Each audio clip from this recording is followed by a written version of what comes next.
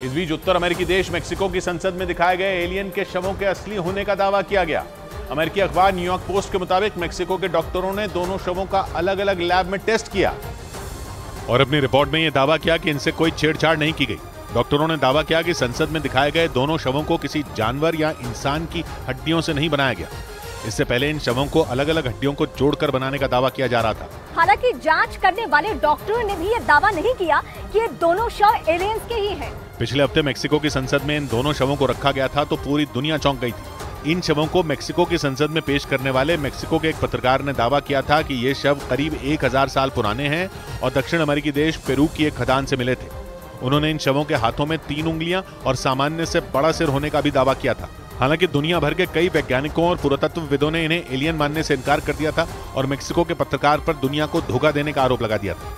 उधर ब्रिटेन में कुत्तों से इंसानों में फैल रही बीमारी पर अलर्ट जारी कर दिया गया क्योंकि ब्रुसेला कैनिस नाम की इस रहस्यमयी बीमारी के अब तक वहां 3 मामले सामने आ चुके हैं, जिस पर वहां के स्वास्थ्य विभाग ने चिंता जताई।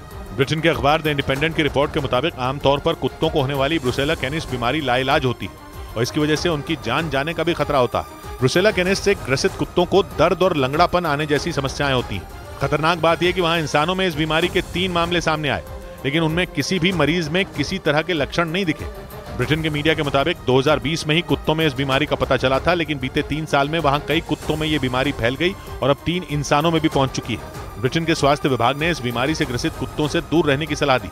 इस बीच पश्चिमी मीडिया के मुताबिक दक्षिण कोरिया में ड्रग्स की तस्करी करने के आरोप में एक अमेरिकी सैनिक को गिरफ्तार कर लिया गया। बताया गया कि वो आरोपी सैनिक उन ड्रग्स को अमेरिका से दक्षिण कोरिया ले गया था और उसने वहां अमेरिका के सैन्य बेस में कई सैनिकों को ड्रग्स बेचे। लेकिन पश्चिमी मीडिया के मुताबिक इसकी भनक लगते ही दक्षिण कोरिया की पुलिस ने उस आरोपी अमेरिकी सैनिक को गिरफ्तार कर लिया और उससे ड्रग्स भी बरामद करने का दावा किया। जानकारी के मुताबिक जब आरोपी से सख्ती से पूछताछ की गई तो उसने उन लोगों के नाम भी बता दिए जिन्हें उसने ड्रग्स बेचे थे, जिसके बाद दक्षिण कोरिया की पुलिस ने ड्रग्स खरीदने के आरोप में 17 अमेरिकी सैनिकों समेत 20 लोगों से पूछताछ की और मामले की जांच में जुट गई।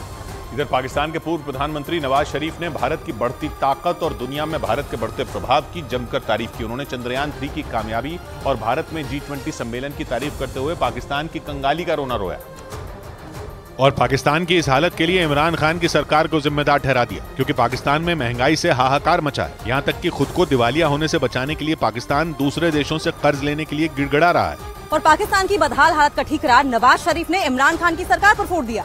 लंदन से पार्टी नेताओं को संबोधित करते हुए उन्होंने भारत की कामयाबी का जिक्र किया। नवाज शरीफ ने पिछली सरकार पर तंज कसते हुए ये कह दिया कि पाकिस्तान दूसरे देशों से पैसों की भीख मांग रहा है, जबकि भारत चांद पर पहुंच चुका है। कुछ रोज पहले भी भारत में G20 बैठक के सफल आयोजन से नवाज शरीफ झुंझला उठे थे। उन्होंने ये तक दावा कर दिया था कि अगर उन्हें सत्ता से न हटाया जाता तो पाकिस्तान भी G20 का सदस्य होता।